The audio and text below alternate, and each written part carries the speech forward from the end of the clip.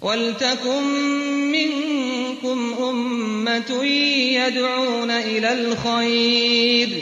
يَدْعُونَ إِلَى الْخَيْرِ وَيَأْمُرُونَ بِالْمَعْرُوفِ وَيَنْهَوْنَ عَنِ الْمُنكَرِ وَأُولَٰئِكَ هُمُ الْمُفْلِحُونَ. السلام عليكم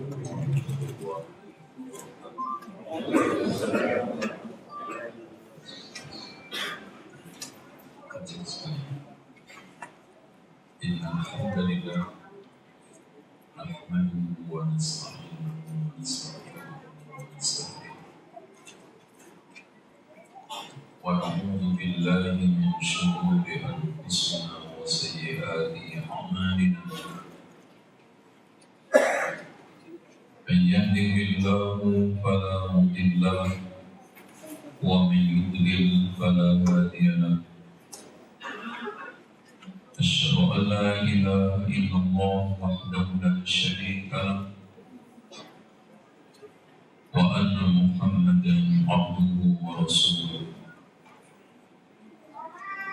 اللهم صل وسلم على محمد وعلى آل محمد كما صليت على إبراهيم وعلى آل إبراهيم إنك حميد مجيد. Terus pakai yang ini aja. Hadirin sekalian, jamaah kaum muslimin dan muslimah yang dirahmati Allah.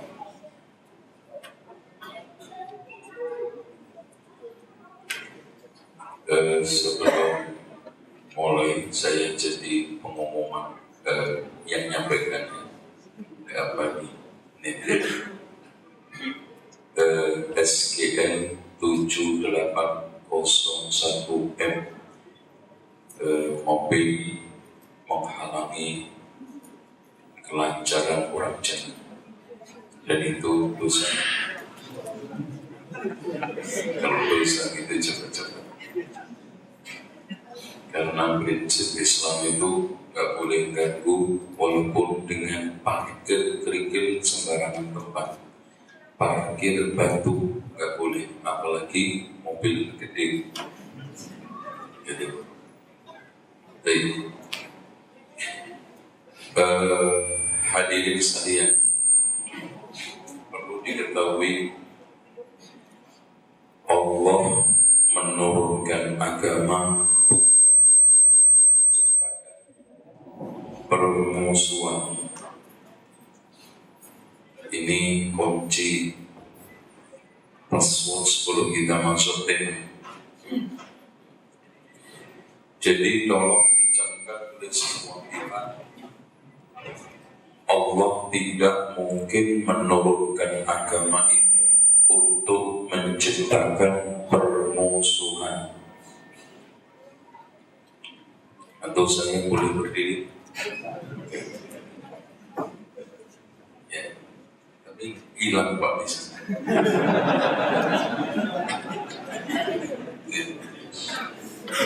Baik, lebih rileks seperti ini.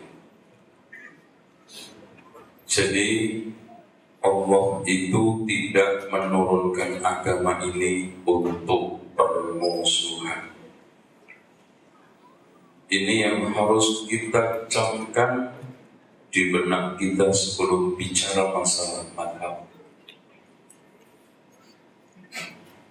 Berarti kalau ada orang tengkar, ngerti tengkar Pak?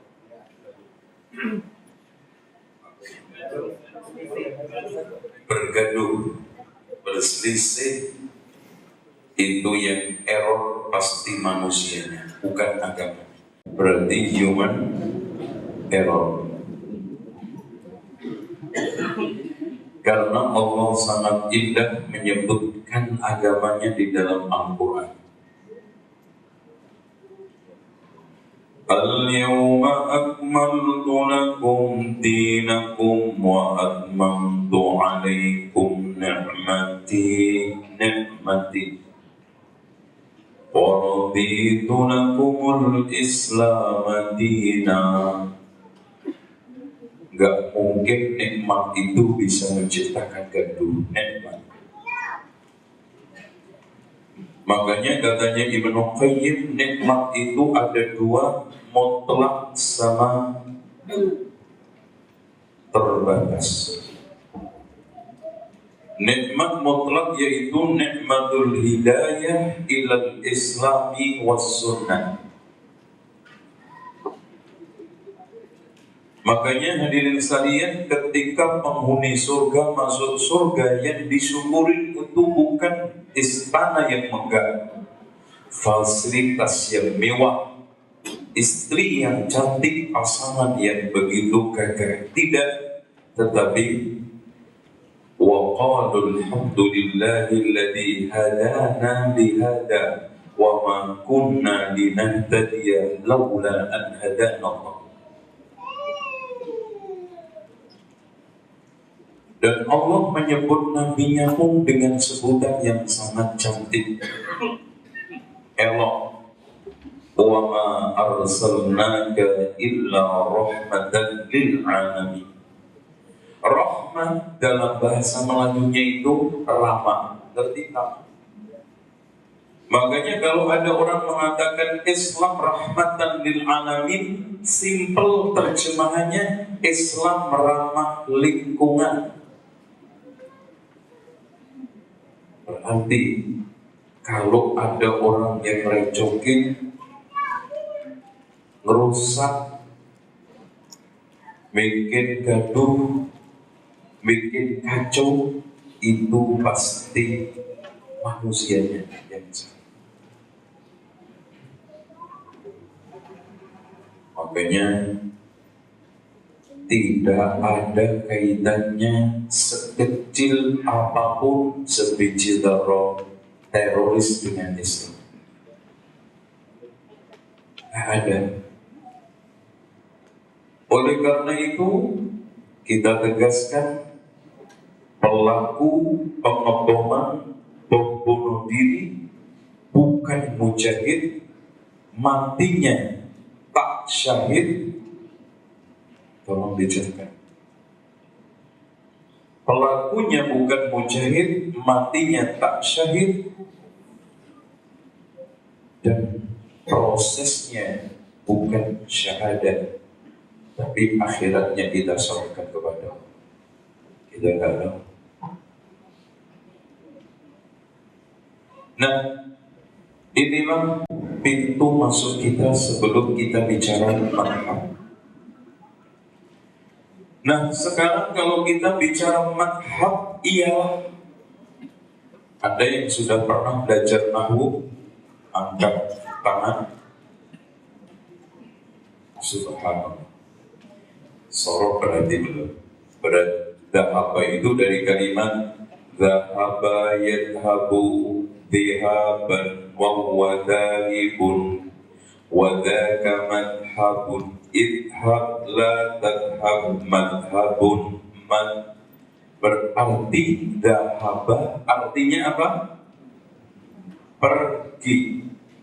Kalau madhab berarti tempat pergi, tempat menempuh, tempat jalan. Sehingga madhab itu ialah tempat berjalannya seorang mukmin untuk berproses memahami tujuan, yaitu Quran Sunnah. Sehingga orang yang fanatis madhab itu seperti orang yang menemukan jalan enak tidur di situ. Loh, harusnya menemukan jalan bagus, lanjuti tujuannya, yaitu memahami Quran Sunnah. Oleh karena itu, tidak ada satu imam pun yang menjadi panutan sengaja dan secara sengaja nentang Rasul, ngajak sesat dan salah. Gak mungkin. Berarti kalau ada salahnya ulama, itu semata-mata proses ijtihad yang dihargai oleh Allah. Kalau benar dapat 2 pahala, 1 kalau salah, tapi tolong dicamkan pengikutnya, salah jangan diikuti. Tapi ulamanya jangan dihina. Ulamanya kita harus hargai.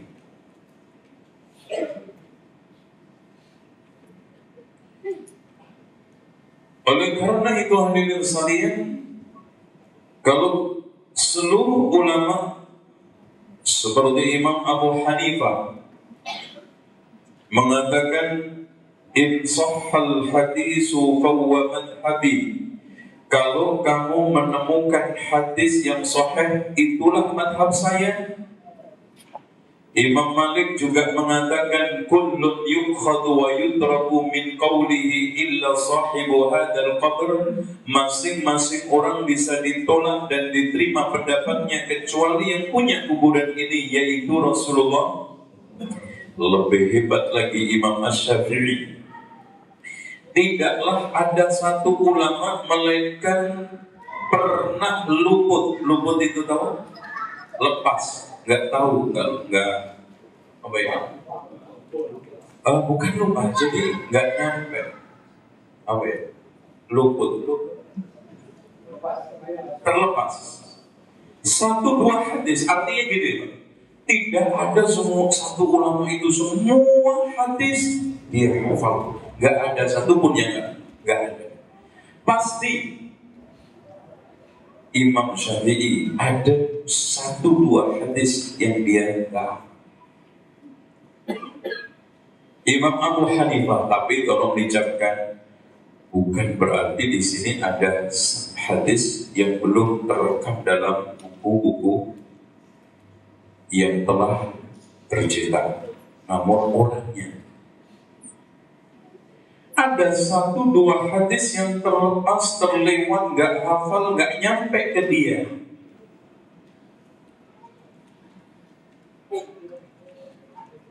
Kata beliau, jika ada pendapatku yang bertentangan dengan kitab dan sunnah, lempar pendapatku ke tembok, buang jauh, ambil itu Quran dan sunnah.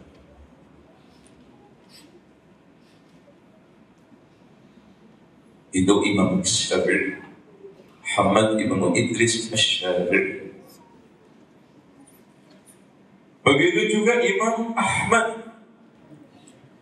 Jangan kau taklid kepada Hanafi, Abu Hanifah, Syafi'i, Tsauri, Auza'i. Ambillah dari mana mereka mengambil, yaitu Al-Quran dan Sunnah. Ini 4 orang yang menjadi pemegang mazhab. Berarti hadirin sekalian, sehebat apapun ulama itu tidak ada yang maksum alias terjaga dari kesalahan. Terjaga tahu?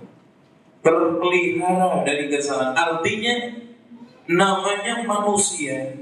Selain Nabi, sehebat apapun pernah salah dan bisa salah. Yang tidak pernah bisa salah itu hanya Rasul. Siapa yang jamin? Allah. Wa ma yantiqu 'anil hawa in huwa illa wahyun yuha. Tidaklah Nabi Muhammad tak pernah berbicara atas dasar nafsu, melainkan wahyu. Makanya dasar bicara orang itu kalau enggak nafsu, hawa, wahyu. Kalau enggak wahyu, nafsu. Siapa yang berbicara atas dasar wahyu, surga tempatnya. Siapa yang berbicara atas dasar hawa nafsu, neraka tempatnya. Dalilnya dari mana? فَأَمَّا مَنْ خَافَ مَقَامَ رَبِّهِ وَنَهَى النَّفْسَ عَنِ الْهَوَى فَإِنَّ الْجَنَّةَ هِيَ الْمَأْوَى. Tapi فَأَمَّا مَنْ طَغَى وَآثَرَ الْحَيَاةَ الدُّنْيَا فَإِنَّ الجحيم هي المأوى وأما من khafa maqama rabbi wa nahan nafsa 'anil hawa fa innal jannata hiyal ma'wa. Prinsip orang itu kalau agama dasarnya nafsu, neraka tempatnya. Kalau beragama dasarnya wahyu, surga tempatnya. Dan orang gak ada tengah-tengah, Pak. Imma bicara atas dasar nafsu, hawa nafsu, imma dasar wahyu. Nah, perlu disebutkan di sini sejarah perkembangan madhab. Mau disampaikan Pak sejarah perkembangan atau enggak? Tak perlu. Oke. Ini berapa jam? Di berapa? 3 jam. Subhanallah. Anak berdiri begini. Sebentar Pak, minum dulu.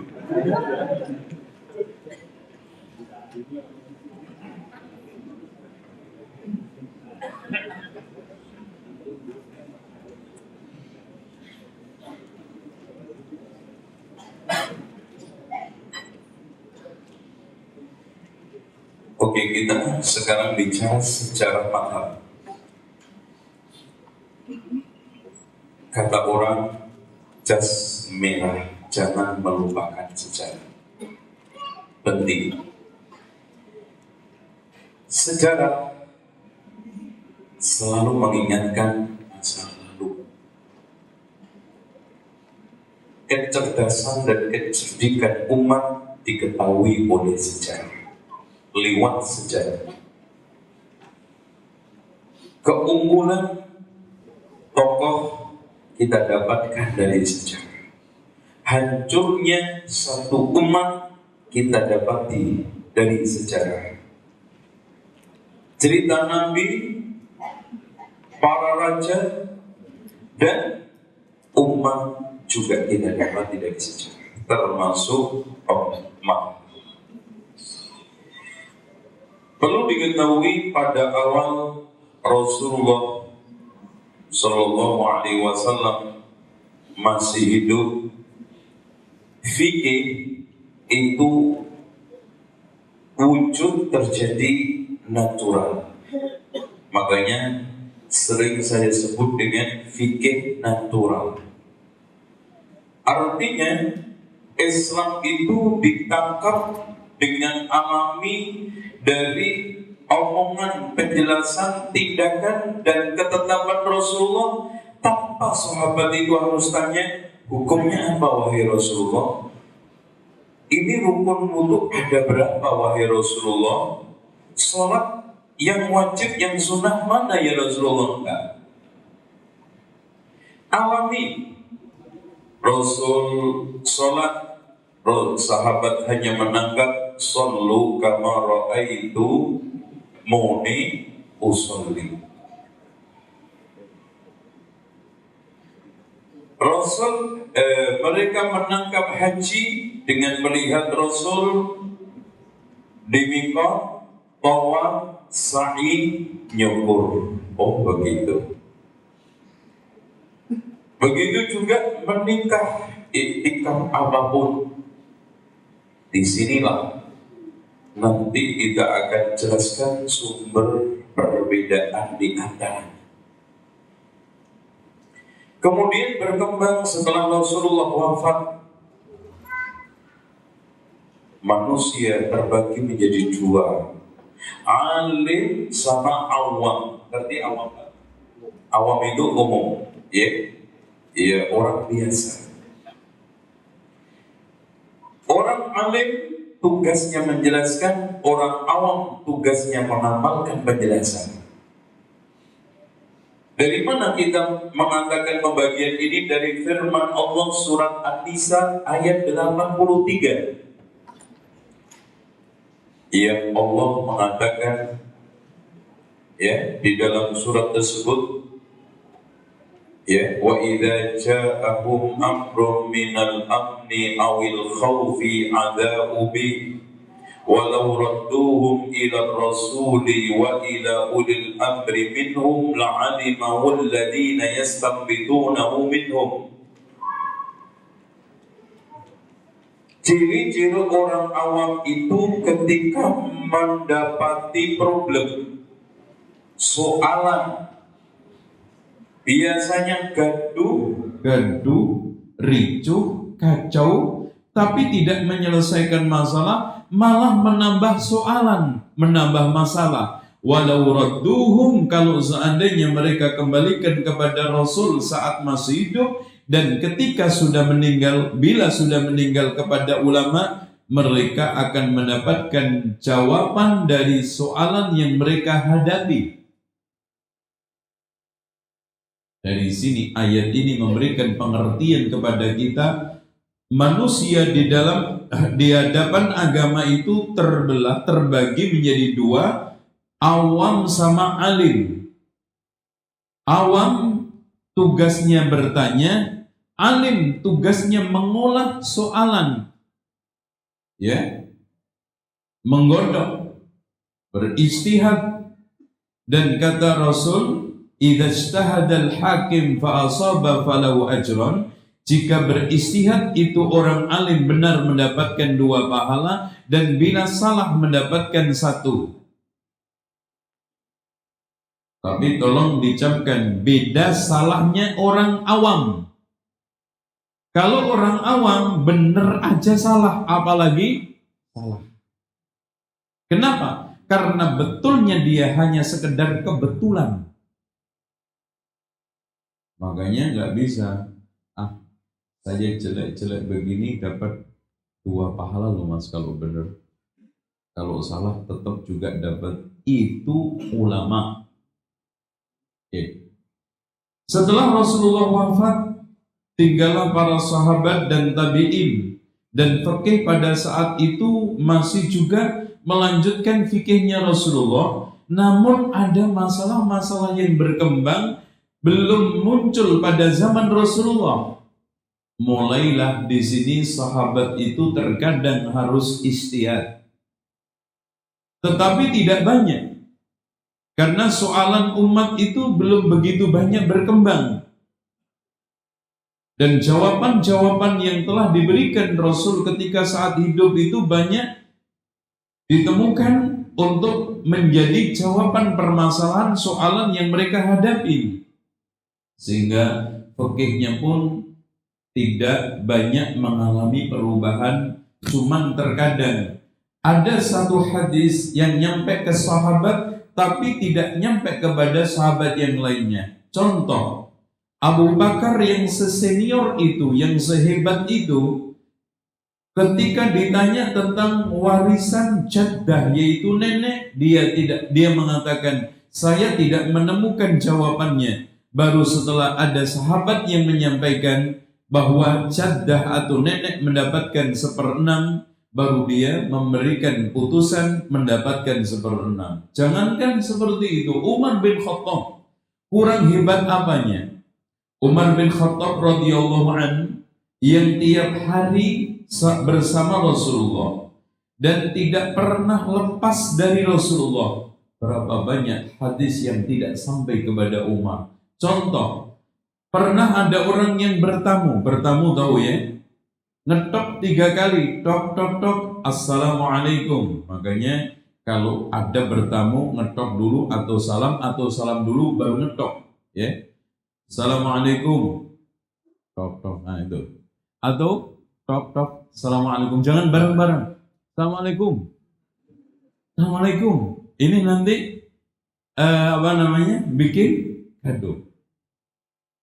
Setelah diketok 3 kali, Abu Musa al-Asy'ari ketika itu pergi. Dikejarlah oleh Umar. Kamu datang ke rumah orang main-main. Kenapa kamu tidak masuk? Wahai Amirul Mukminin, saya mendengar Rasulullah SAW bersabda, idza sta'dzana ahadukum falyasta'dzin bi thalathin. Jika di antara kalian minta izin, mintalah 3 kali. Kalau nggak buka, balik. kalau tidak ada orang yang menjadi saksi atas hadis yang kamu sampaikan ini, kamu akan saya gebuk. Setelah itu datanglah orang yang bisa menyaksikan. Coba selevel Umar, sekelas Umar, sehebat Umar, ada hadis yang lewat. Bahkan masalah ta'un, tentang masalah penyakit menular. Ya, kalau tidak ada Abdurrahman bin Auf yang menyampaikan, kalau ada penyakit menular di suatu tempat dan kamu ada di situ, jangan lari. Tapi kalau sudah ada di tempat kamu jauh, jangan masuk. Berarti di sini kalau sudah kita jebur, tawakal. Kalau kita sudah jauh, usahakan menghindar. Makanya di sini tidak ada pertentangan di antara para ulama dengan hadis Rasulullah, firra minal majdum firaraka minal asad. Larilah kamu dari penyakit menular seperti lari kamu dari macan. Itu kalau belum ada di tempat. Tapi kalau sudah di tempat, orang mukmin nggak boleh cengeng, nggak boleh pengecut. Tapi hati kita serahkan kepada Allah, usaha menyelamatkan di lingkungan itu dari penyakit tersebut. Mungkin begitu juga Utsman bin Affan, Ali bin Abi Thalib, bahkan ulama-ulama besar seperti Imam Abu Hanifah. Kenapa beliau mengatakan bahwa wudu batal karena hanya sekedar makan makanan yang terkena api langsung?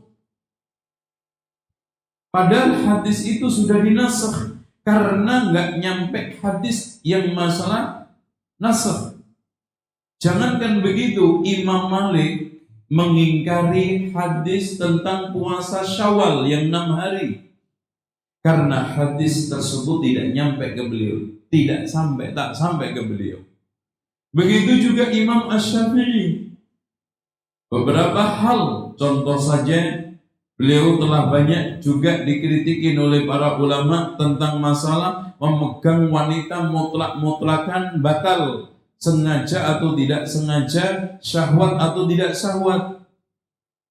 Begitu juga Imam Ahmad. Intinya ada beberapa hadis yang tidak sampai ke beliau, sampai ke ulama lain. Inilah yang menjadi masalah perselisihan. Oke. Nah, hadirin sekalian yang dirahmati oleh Allah, setelah periode tabi'in, terutama Imam Asy-Syafi'i ke sana, muncullah fikih dua aliran asar dengan aliran akli.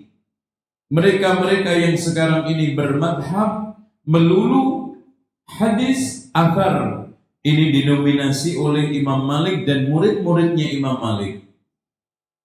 Terus kemudian ada yang mengandalkan ra'yu, penemuan-penemuan akal yang menonjol tapi tetap dibimbing oleh wahyu. Ini didominasi oleh Imam Malik, Imam Abu Hanifah dan murid-muridnya. Imam Syafi'i pada saat itu hadir menengahi antara Imam Malik sama Imam Abu Hanifah, Hanafi sama Maliki. Lahirlah suatu sistem fikih yang sangat-sangat bagus, dan pertama kali muncul usul fikih, dan semuanya paham kitabnya Imam Asy-Syafi'i tentang usul fikih, ya. Dari mulai itulah perpaduan antara hadis asar dengan ra'yu mulai mencuat. Artinya ulama tidak melulu asar dan hadis, tapi tidak melulu ra'yu. Dan pada saat itu terjadilah pendewasaan berpikir dan mulai banyak ijtihad, penemuan-penemuan dan kias-kias yang dilakukan oleh para ulama. Terutama Islam sudah mulai menyebar seantero dunia. Dan tolong dicamkan hadirin sekalian, sebetulnya ilmu itu aslinya sedikit diperbanyak orang-orang bodoh.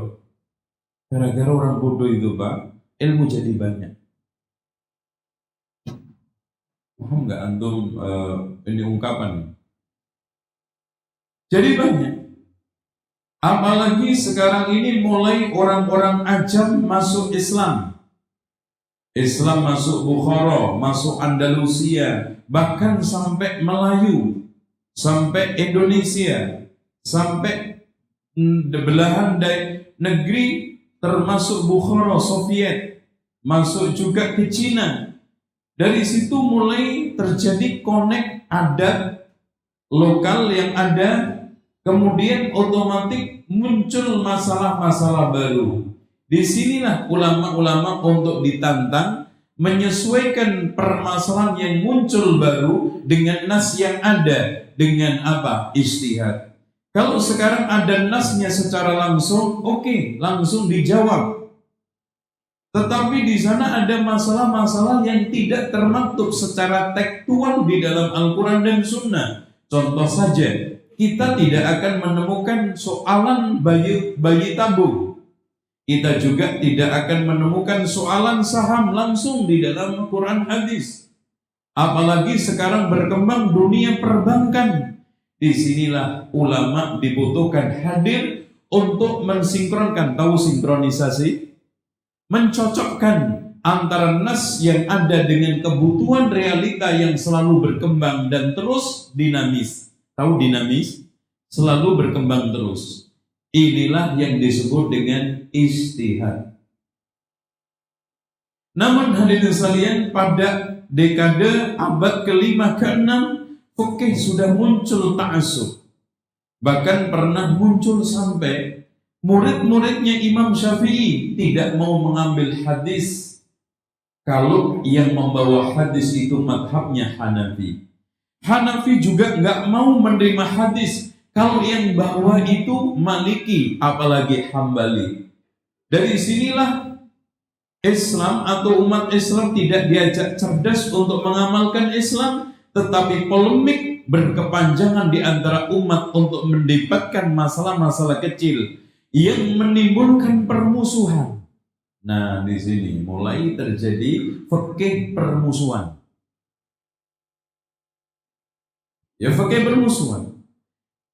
Dengan gampang kadang-kadang orang itu mengatakan sahabat aja berbeda pendapat kok. Kenapa kita tidak? Oke, betul, zaman Rasul, zaman sahabat ada perbedaan. Bahkan Pak, zaman Rasul masih hidup. Pernah Rasulullah mengutus sekelompok sahabat untuk berperang memerangi Bani Quraidah.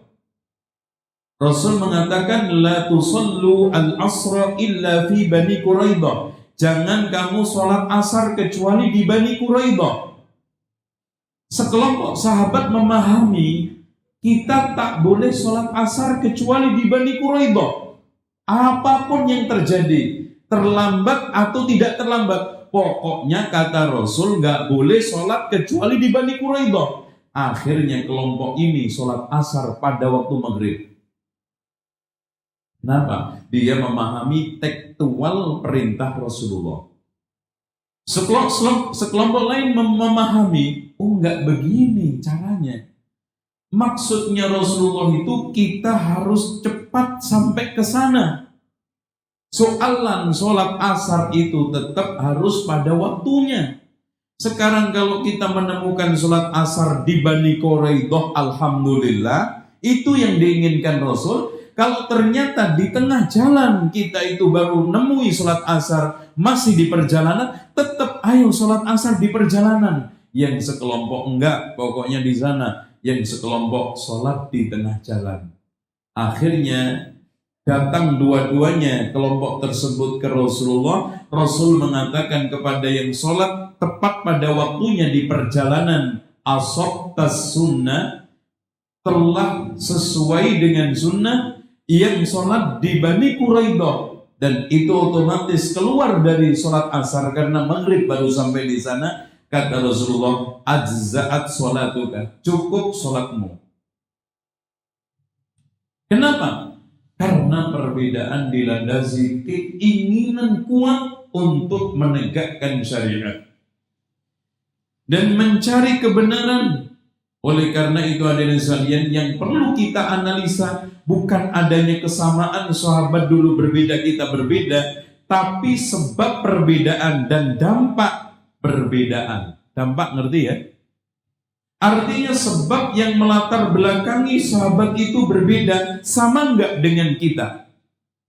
Kalau sahabat berangkat dari ketulusan untuk mencari kebenaran, kalau kita berangkat dari ketulusan untuk ngeyel apa? Untuk apa, Pak? Untuk mengikuti hawa nafsu tadi, ya hawa nafsu aja. Ya. Hah? Iya, kepala batu. Betul. Buktinya kepala batu diberitahu dalil, nggak diberitahu sama aja. Bahkan Pak, di antara kita sudah jelas-jelas disampaikan kebenaran, masih tetap kepala batu. Pokoknya ini yang saya ikuti. Kalau sahabat enggak, langsung. Umar bin Khattab diberitahu bahwa hadis tentang masalah taun seperti ini, Umar, panglima saya adalah dalil. Saat ngetok pintu tamu, dia tidak mengetahui bahwa itu ada hadisnya. Setelah disampaikan dan hadis itu benar, langsung hadis menjadi panglimanya. Ini perbedaan antara mereka dengan sekarang di antara pengikut mazhab. Makanya terjadi perbedaan apapun, dampak yang ditimbulkan tetap satu, yaitu kerukunan. Tapi sekarang lihat Pak, kadang-kadang permasalahannya itu tidak sesuai dengan dampak yang ditimbulkan, yaitu apa? Permusuhan. Sampai ada di antara mereka gara-gara kunut subuh tidak mau sholat di tempat itu, bahkan meyakini imamnya itu imam murtad. Yang lebih kacau lagi hadirin sekalian, masjid tersebut dikasih kotoran. Yang lebih kacau lagi, mendirikan masjid di depan pas. Subhanallah, coba lihat. Kalau di sini speakernya di dalam, kalau di sebagian negara itu di luar. Coba bayangkan jarak masjid cuma 5 meter. Depan adzan, sini adzan, khotib, subhanallah. Ya Allah. Udah begitu temanya, yang satunya anti, yang satunya pro, subhanallah. Mantap perpaduan. Ini yang terjadi. Ada perbedaan kok di antara sahabat. Apakah perbedaan itu menyebabkan harus mendirikan masjid lagi? Tidak. Ada perbedaan di antara para sahabat. Apakah menyebabkan mereka tidak tegur sapa? Tidak. Bahkan Pak, ketika saat Abdullah ibnu Abbas mengatakan nikah mut'ah itu halal, ditegur oleh Ali bin Abi Thalib. Pak, nikah mut'ah ngerti? Ya, nikah kontrak, nikah sementara. Di akhir hayatnya ditegur oleh Ali bin Abi Thalib. Maksudnya akhir hayat Ali bin Abi Thalib. Karena santer katanya Ibnu Abbas akhirnya didatangi. Wahai Ibnu Abbas, haramnya nikah mut'ah itu disampaikan ke saya untuk disampaikan kepada orang-orang pada waktu Fathu Mekah. Hendaknya kamu kembali atau kamu akan mendapatkan saksi dari Allah. Langsung ketika itu Abdullah ibnu Abbas rujuk. Padahal siapa yang tidak tahu kehebatan Abdullah ibnu Abbas? Anak pamannya Rasul, didoakan oleh Rasulullah SAW, Allahumma faqihu fid din wa 'allimhu ta'wil. Ya Allah, fahamkanlah dia dalam masalah agama dan bikin dia itu ahli dalam masalah takwil, yaitu tafsir. Tapi juga masih dia. Dan hadirin sekalian, juga itu menimpa pada sahabat-sahabat yang lainnya, seperti bagaimana perselisihan antara Umar bin Khattab dengan Ammar bin Yasir. Umar bin Khattab itu kalau sekarang sholat kena junub, kemudian dia tidak menemukan air, nggak sholat. Padahal ketika disampaikan tentang hadis tayammum, Umar bin Khattab sama Ammar bin Yasir yang mengalami. Sampai diingatkan begini, wahai Umar bin Khattab, kamu ingat nggak sama saya? Ketika kita sama-sama kena junub, kamu nggak sholat, saya gulung-gulung itu apa di padang pasir, karena dia memahami kalau mandi harus rata, gantinya tayamum juga rata. Akhirnya apa? Di padang pasir tidur. Jadi gulung-gulung. Iya. Akhirnya datang ke Rasulullah. Dijelaskan, wahai Ammar, nggak begitu. Harusnya tepuk untuk wajah, satu untuk telapak. Dua-duanya tidak pernah, tidak saling tegur sapa, nggak salam, nggak pernah. Apalagi sekarang, wah ini imamnya Umar bin Khattab udah nggak beres. Enggak.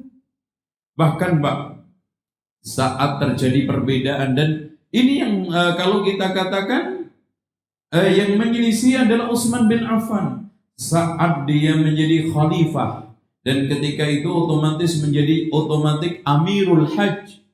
Salat di Mina, zuhur 4 rakaat, asar 4 rakaat. Ini kan menyelisih sunnah Rasulullah. Ketika itu Abdullah ibnu Mas'ud negor, nggak begini. Utsman, apa kamu nggak ingat bahwa Rasulullah SAW ketika saat haji wada begini, tetap Utsman bin Affan sholat duhur 4 rakaat, asar 4 rakaat. Apa kata Ibnu Mas'ud? Tetap beliau sholat di belakang Utsman ibnu Affan 4 rakaat juga. Asar 4 rakaat juga seperti normalnya. Lalu ada orang yang negur, wahai Abdullah ibnu Mas'ud, kamu tadi negor sekeras itu kepada Utsman, ternyata kamu ikut juga sholat sama dia, gimana sih? Apa kata beliau? Al-ikhtilafu syarrun kulluhu, perselisihan itu semuanya jelek. Dengan demikian dari sini Abdullah ibnu Mas'ud faqih, paham, menjaga kesatuan umat, apalagi ini adalah wibawa khalifah, kehormatan pemimpin, segala-galanya. Daripada sekarang saya harus mempertahankan pendapat saya, sementara nanti harus memecah, harus menciptakan perselisihan, harus sekarang saya rendahkan pemimpin yaitu Utsman bin Affan di depan para jamaah yaitu umat Islam ketika itu. Lihat pemahamannya Ibnu Mas'ud. Oleh karena itu harusnya seperti ini. Oleh karena itu hadirin sekalian, tidaklah ada satu perselisihan di tengah para sahabat ketika itu. Satu alasannya adanya suatu hadis yang belum nyampe ke beliau. Atau kalau seandainya nyampe, pemahamannya tidak seperti itu. Artinya begini, hadis ini sih sahih, tapi menurut saya bukan untuk masalah soalan ini. Contoh, hadirin sekalian, bukankah nyampe firman Allah, wa kulu washrabu hatta yatabayyana lakumul khaytul abyadu minal khaytil aswadi minal fajr. Ayat ini sampai kepada Adi bin Hatim. Ayat ini memberikan satu penjelasan bahwa makan minumlah sampai terbit fajar. Namun yang dipahami oleh Adi bin Hatim bukan fajar. Maksudnya benar-benar benang putih sama benang hitam dia cari, diletakkan di bawah bantal. Setelah tiap masuk pagi, apalagi menjelang subuh, ditengok benangnya. Kok belum jelas juga, belum terang benang putih sama hitam, makan lagi. Tengok belum jelas, makan lagi sampai siang. Akhirnya, wah kalau begini repot juga. Ini matahari udah hampir terbit, tapi nggak jelas-jelas. Ini yang nggak beres ayatnya apa saya? Yang nggak bener saya apa ayatnya? Lapor kepada Rasulullah. Lihat, inilah walau radduhum, kalau seandainya mereka kembalikan kepada Rasulullah saat masih hidup. Begitulah seterusnya para sahabat kalau mendapatkan masalah. Dengan demikian hadirin sekalian, permasalahan kalau zaman Rasul pasti selesai. Ya, Setelah itu Rasul dilaporin, ya Rasulullah, saya sudah meletakkan benang putih sama hitam di bawah bantal saya. Itu nggak jelas-jelas. Saya makan terus. Kira-kira waktu selesainya sahur sampai kapan begini? Kata Rasulullah Shallallahu Alaihi Wasallam, hebat juga wahai Abu Hatim, bantal ente segede apa? Bantal bisa nutupin fajar ufuk timur. Maksudnya adalah al-fajru. Makanya turunlah ayat yang kedua, minal fajri. Dijelaskan oleh Allah, minal fajri. Awalnya nggak ada kalimat minal fajri itu. Maka ini turun keduanya. Jadi sahabat itu sampai hadis, tapi pemahamannya yang nggak nyampe. Ini juga bisa terjadi perselisihan. Atau hadirin sekalian, hadis itu sampai kepada sahabat atau kepada siapapun ulama, termasuk Imam Syafi'i. Hadis itu sampai, tapi sanadnya dhaif. Tapi bagi sebagian ulama menemukan sanad yang sahih. Pak, sanad itu tahu nggak? Rijal, orang-orang yang menghantarkan kepada dia hadis itu sampai. Kenapa? Karena kadang-kadang satu hadis itu bisa saja ada 5 jalur, ada 10, bahkan ada 100. Di antara hadis yang memiliki jalur 100 pernah diujikan oleh ulama Syam kepada Imam Bukhari. Tidak tanggung-tanggung, Pak. Jalur 100 itu diacak-acak orangnya. Yang A dipindah ke B, yang B dipindah ke C, dan seterusnya. Dikembalikan Imam Bukhari kepada aslinya. Ini nggak benar. Rijal hadis ini harusnya di sini. Sampai semuanya kembali kepada tempat semula. Dari situlah Imam Bukhari dijuluki Syekhul Islam fil hadis. Nah, contoh hadis yang sampai kepada ulama dengan sanad yang dhaif, tapi kepada ulama lain dengan sanad yang sahih. Hadis mengusap di atas surban ketika wudhu. Ya, Pak, kalau wudhu kan boleh ngusap ini di atas surbannya, nggak usah nyopot surbannya. Apalagi surban yang di ini susah copot lepas. Nah, sanad yang sampai kepada Imam Syafi'i lemah, dhaif, sehingga dia tidak mengatakan dan tidak berpendapat itu. Bahkan mengingkari, namun memberikan catatan. Jika ditemukan sanad hadis yang sahih, saya akan berpendapat bahwa mengusap di atas ini surban itu boleh. Tapi sampai akhir hayatnya Imam Syafi'i belum menemukan, belum sampai ke beliau sanad sahih. Tapi lihat di dalam kitab Majmu'nya Imam Nawawi mengatakan apa? Setelah saya selidikin, saya temukan tentang sanad mengusap ini surban, mendapatkan sanad yang sahih, maka mengusap ketika wudhu, saat wudhu di atas surban merupakan suatu hal yang sunnah. Ini adalah, lihat Pak, omongan Imam Nawawi. Ini adalah pendapat Imam Syafi'i. Bro, kok bisa? Dari analisa ucapan Imam Syafi'i sendiri, in sahhal hadisu fahuwa madhabi. Kalau kamu mendapatkan hadis yang sahih, itulah madhabku.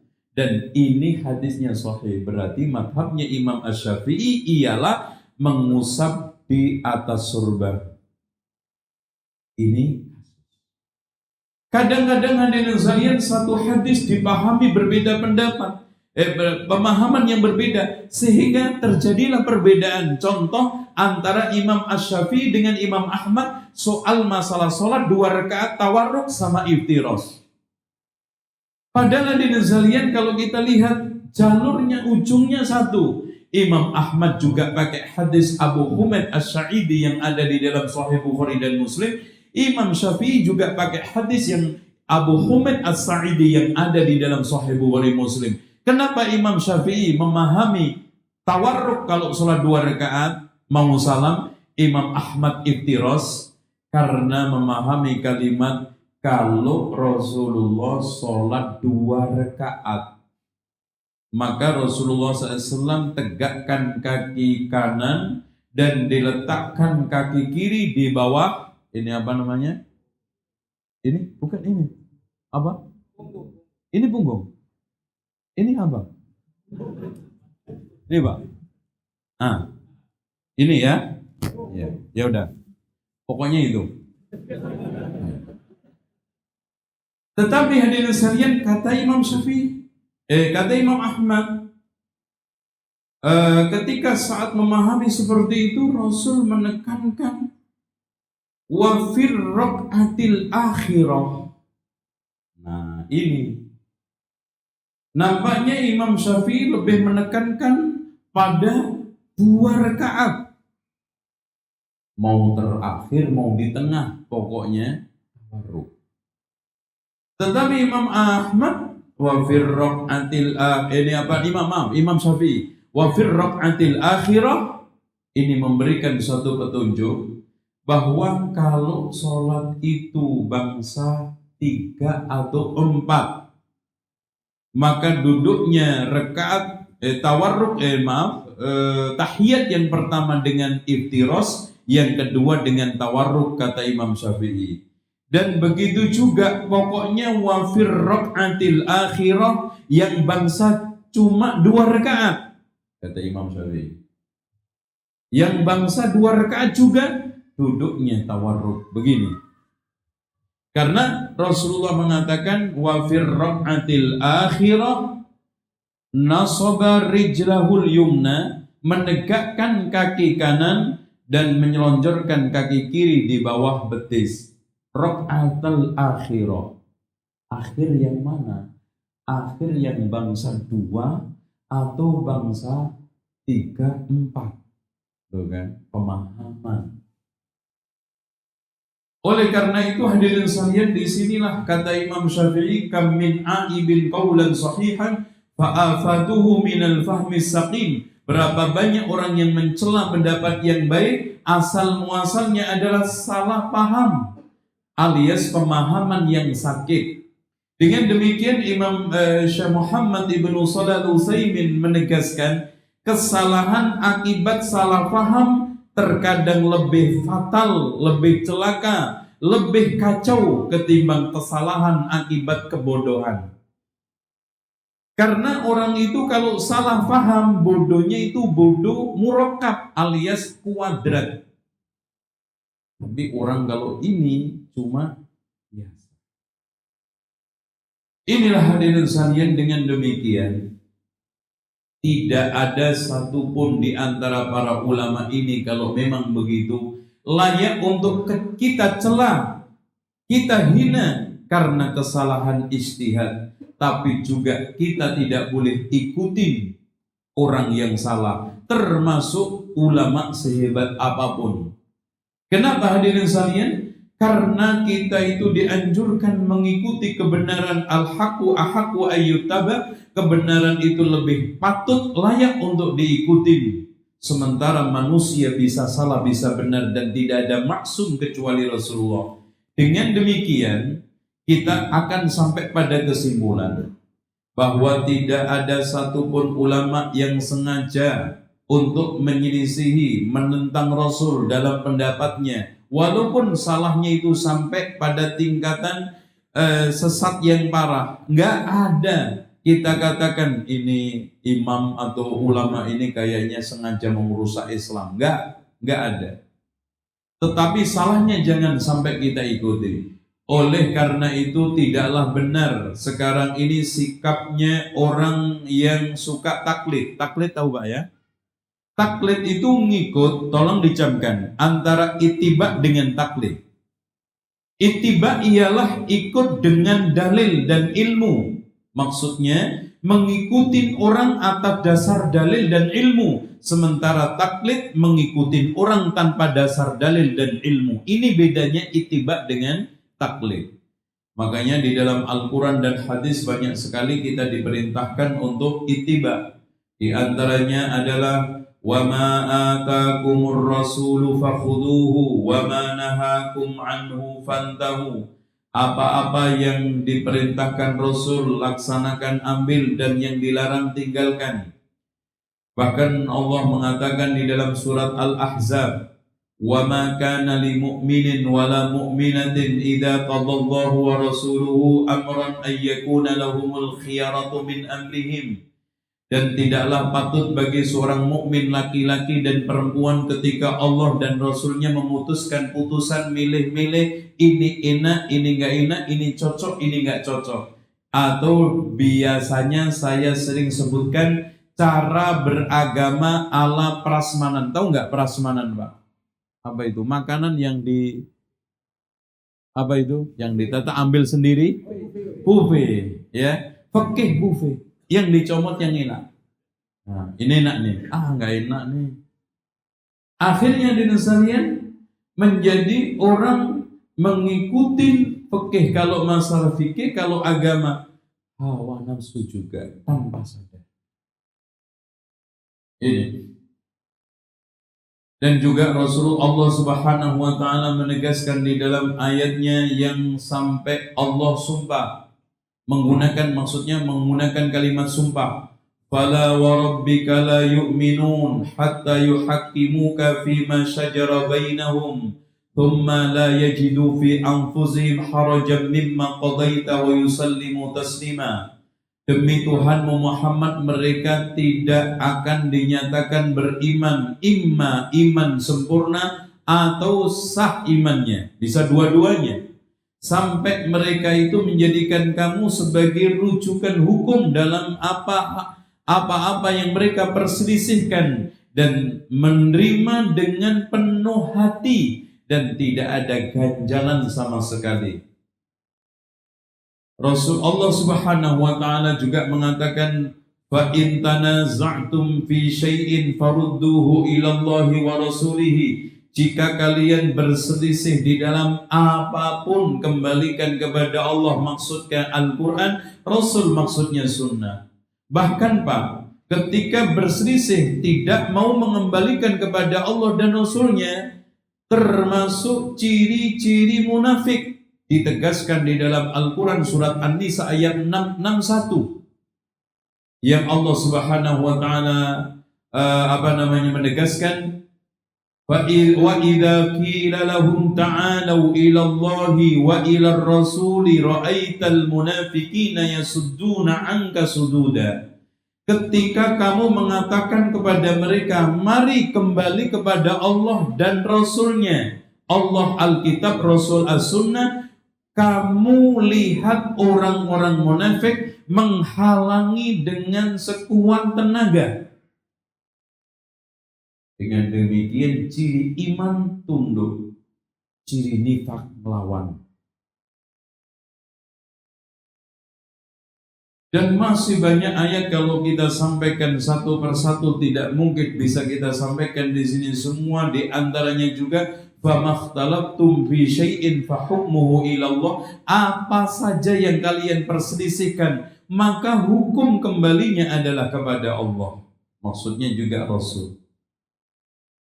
Nah, ada sebagian orang yang taklid, mengikuti tanpa dasar ilmu dan dalil, berdalih begini aja. Kiai saya, tokoh saya, ulama saya yang saya ikutin ini menguasai seluruh dalil Quran Sunnah, nggak ada yang lewat, nggak ada yang lepas satu pun. Kalau memang begitu, ketika dia tidak berpendapat berarti nggak benar. Ketika sekarang ini dia berpendapat seperti ini, berarti yang benar A. Kalau tidak berpendapat B, B itu salah. Karena nggak mungkin dia itu, Masya Allah, dalil itu semua hafal, Quran, hadis ada di kepalanya, walaupun saya nggak tahu dalil itu. Walaupun, nah ini yang nggak enak catatannya. Walaupun saya nggak tahu. Lah kalau ditanya pun hebat, Pak, kalau memang begitu, hukumnya hal ini gimana? Oh, menurut saya hal ini ada perbedaan di antara para ulama, Pak. Tapi menurut saya, pendapat saya persis seperti tokoh saya. Tapi gimana Pak penjelasan? Untuk lebih jelasnya, datang aja langsung. Kajiannya insya Allah malam Jumat ada, malam Selasa ada. Langsung aja. Makanya orang ahli taklid itu nggak pernah belajar tapi pinter terus. Gimana nggak pinter? Orang ditanya nggak pernah nggak bisa jawab. Ditanya apapun pasti bisa jawab. Dalam hal ini ada perbedaan pendapat, Pak. Sampai ditanya, Pak, Allah itu ada nggak? Dalam hal ini ada perbedaan pendapat. Subhanallah. Itu kan? Itu. Ya. Saking apa saja dikatakan ada perbedaan ditanya, Pak, Allah ada atau enggak? Dalam hal ini ada perbedaan ulama. Tapi yang benar menurut kiai saya, ulama saya. Tapi penjelasannya gimana? Untuk lebih jelasnya, silahkan langsung aja Pak datang. Tanya, insya Allah dijawab semuanya. Nggak ada satupun yang lewat dalil itu. Yang kedua, ini syubhat pertama. Syubhat yang kedua, kalau ulama yang saya ikutin benar dapat 2 pahala, salah dapat 1. Aku pun kalau salah dapat 1. Subhanallah. Jadi kalau saya benar dapat seperti kiai, ulama, tokoh yang saya ikutin. Ulama aja kalau benar dapat 2 pahala, kalau salah dapat 1 pahala. Aku pun seperti itu, Mas. Akhirnya dia mengembangkan ta'assub dan taklid itu dengan dasar syubhat yang kedua. Kita jawab, kalau ulama mendapatkan 2 dan salah dapat 1 karena sebagai penghargaan Allah kepada jerih payah dan tidak ada keinginan untuk salah dan salah-salah atau menyelisihi kitab dan sunnah. Kalau kamu berangkatnya pakai nafsu, sehingga kalau seandainya betul itu hanya kebetulan, artinya tak sengaja memang benar. Kalau salah berarti Anda tidak bisa mempertanggungjawabkan di hadapan Allah.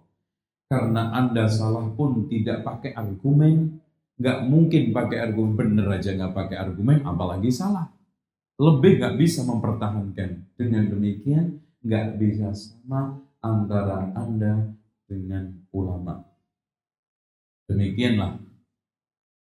Saya kira sudah cukup 2 jam nampaknya. Saya ingin lebih banyak mendengar dari Bapak Ibu sekalian sambil kita tunggu tanya soalannya dan yang lain. Saya ingin meringkas permasalahan yang saya sampaikan atau menyimpulkan bahwa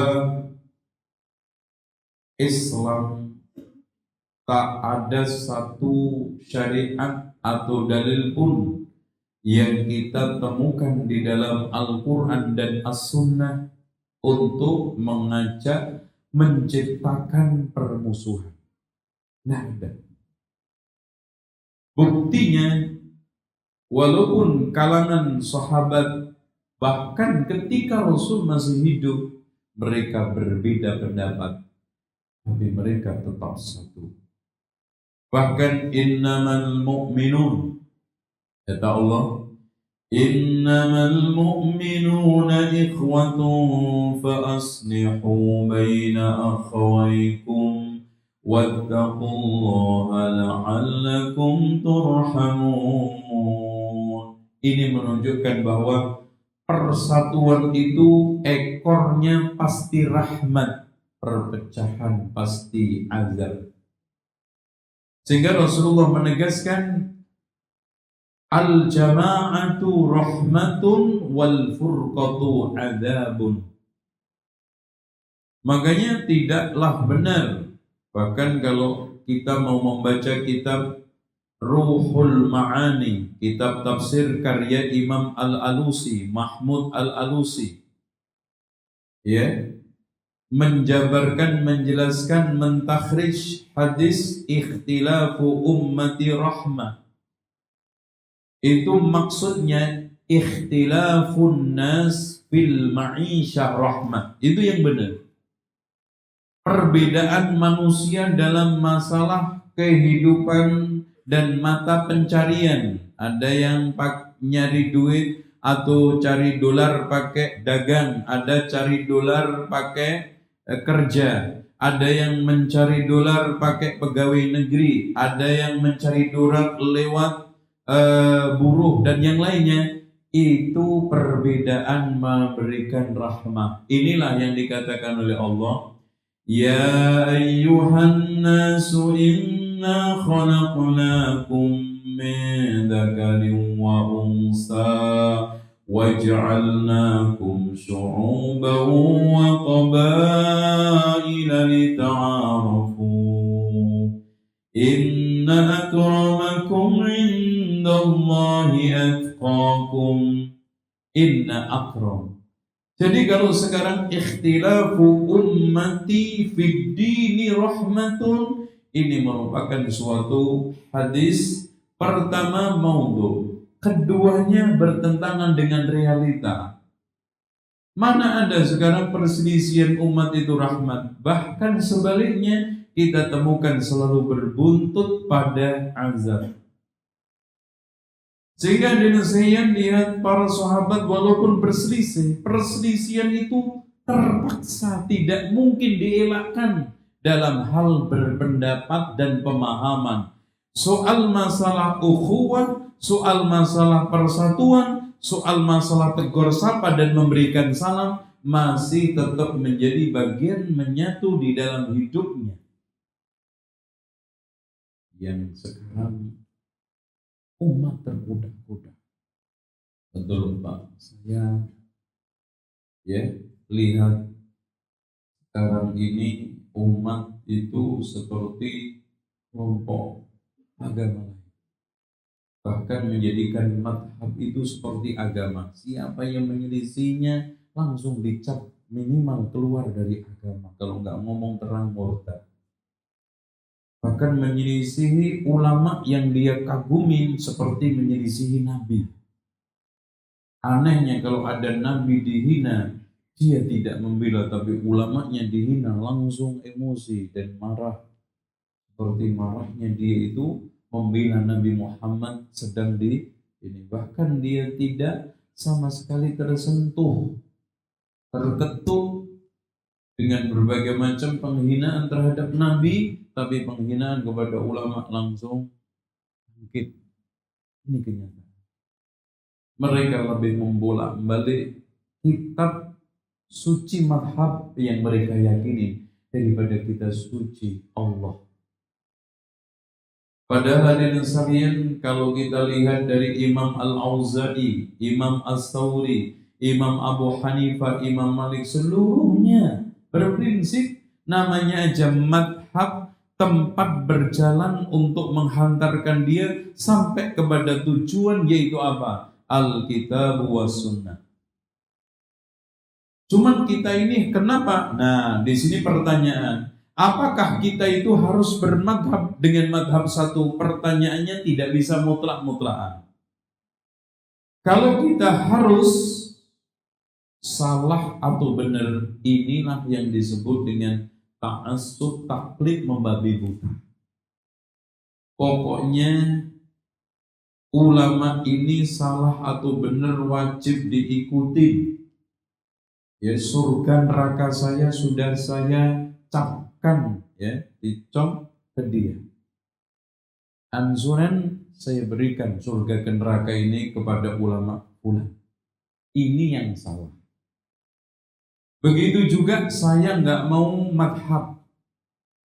Artinya saya bisa menelusuri Quran sendiri, hadis sendiri, tapi sebetulnya tidak sampai pada tingkatan ulama, ini juga salah. Karena apa? Nanti hasil fikihnya pasti ngaco. Contoh gini loh Pak, Bapak sekarang pulang nggak bisa buat jalan sendiri, ikutilah jalan yang ada.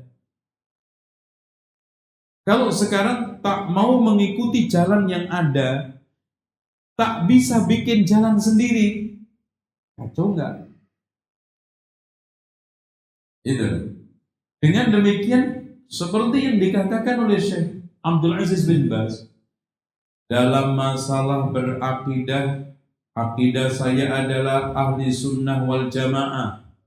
Dalam masalah madhab saya adalah Hambali. Maksudnya dalam cara memahami hukum-hukum Islam, saya menggunakan metodologi usul fikih, kaidah-kaidah fikih yang digunakan oleh Imam Ahmad dalam memahami Quran Sunnah. Bukan Syekh bin Baz fanatis terhadap Hambali, tidak. Tapi saya dalam memahami Quran Sunnah untuk mengaktualkan hukum-hukum Islam menggunakan metodologi usul fikih Imam Ahmad. Jalan yang telah dibangun oleh Imam Ahmad dalam menghantarkan saya ke dalam Al-Quran dan Sunnah. Berarti kalau ada ulama yang mengatakan contoh Imam Ibnu Katsir Asy-Syafi'i, maksudnya Imam Ibnu Katsir ini di dalam memahami hukum-hukum Islam, fikih syariah itu menggunakan metode usul fikih yang dibuat oleh Imam Asy-Syafi'i untuk mengantarkan kita memahami Al-Quran dan Sunnah. Bukan Imam Ibnu Katsir fanatis. Salah bener pokoknya saya Syafi'i. Udah mati urip Syafi'i. Pokoknya sekarang ini saya hidup mati Syafi'i. Saya mati hidup Hambali, mati hidup Maliki. Nah ini repot. Sementara Allah hanya mengatakan inna sholati wa nusuki wa mahyaya wa mamati lillah, bukan di. Betul. Silakan Pak. Mudah-mudahan nggak ada yang tanya biar cepat pulang. Ya. Ya. Ya. Ya. Ya. Dan ibadah sunnah. Ya. Boleh kan kita cipta ibadah sendiri. Umpamanya kita berzikir. Ya Allah, Allah, biasa. Ataupun ataupun doakan roh awam ayat-ayat Al-Quran. Ataupun kita jadikan hadis masjid dan kita berdoa beramai-ramai. Yang seperti ini. Hadirin sekalian yang dirahmati Allah. Ibadah itu aslinya adalah dilarang, kecuali ada dalil atau petunjuk yang menganjurkan.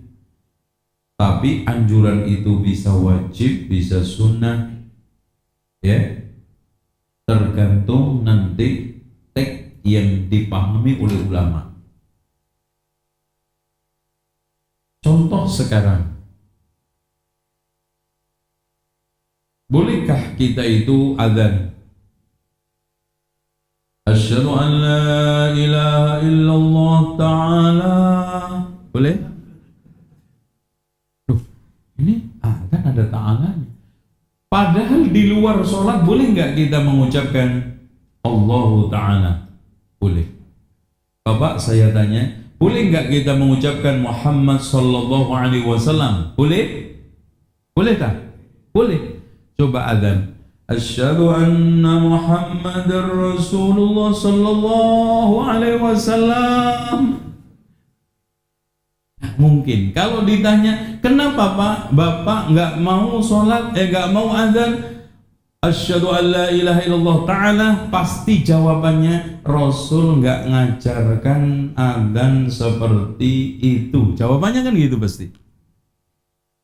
Oleh karena itu di sini permasalahan agama aslinya kalau ada dalil lanjut, kalau tidak stop. Beda soal masalah dunia, benda, materi.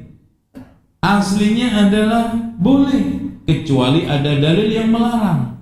Makanya dalam masalah urusan materi tahu ya?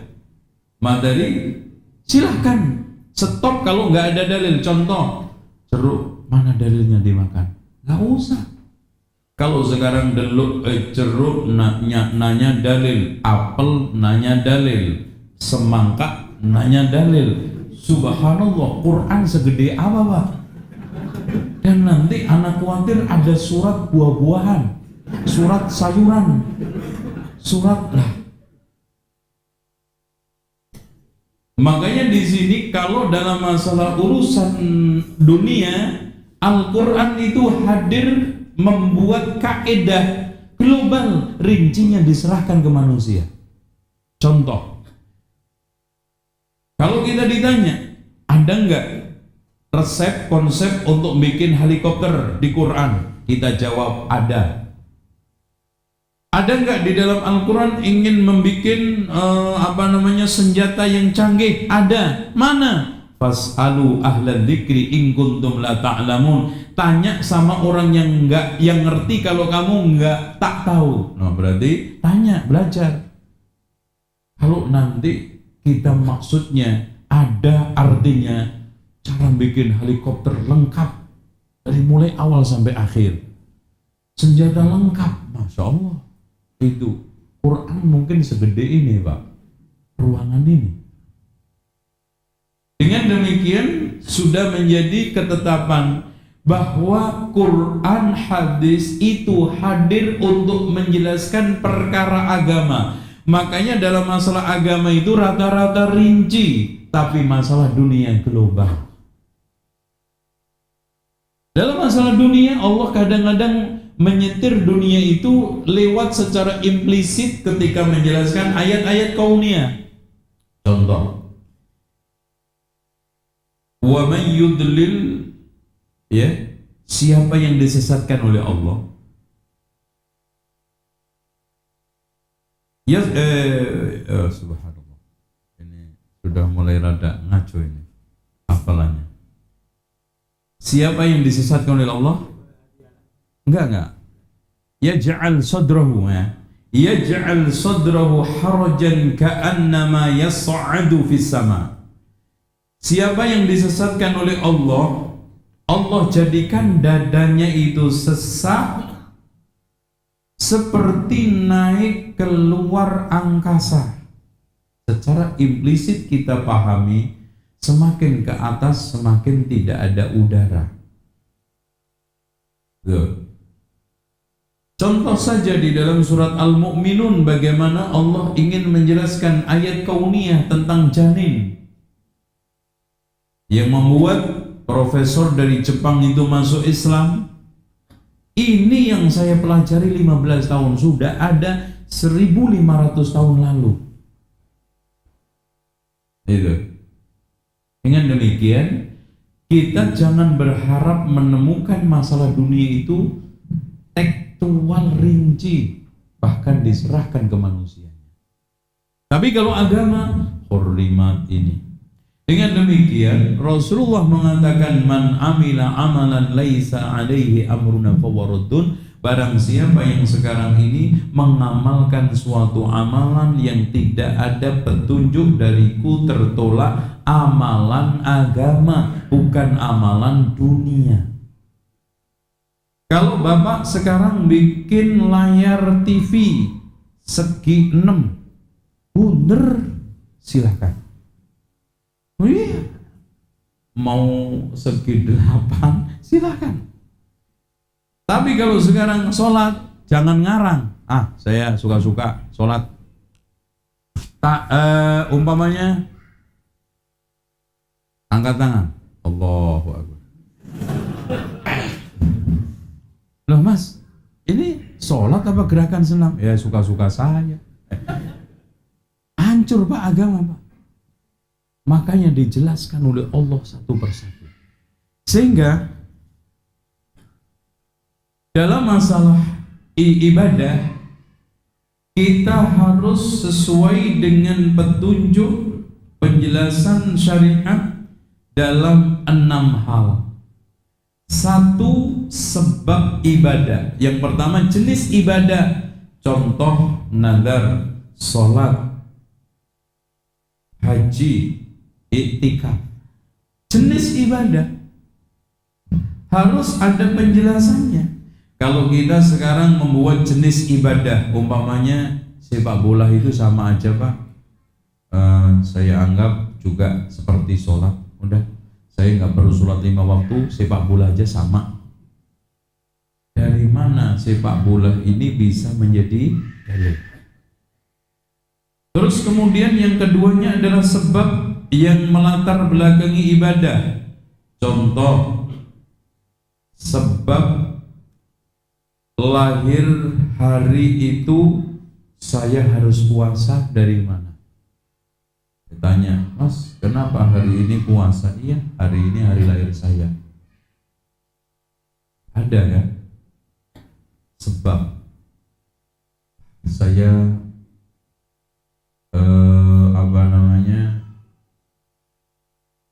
iktikaf, tapi iktikafnya itu di jalan raya. Pak, iktikaf di sini. Ya, suka-suka saya. Itu, yang penting niatnya, Mas. Bisa nggak? Nggak bisa. Tawaf muteri gedung 7 kali. Walaupun khusyuk, nggak bisa. Yang ketiga, setelah jenis sebab kadar.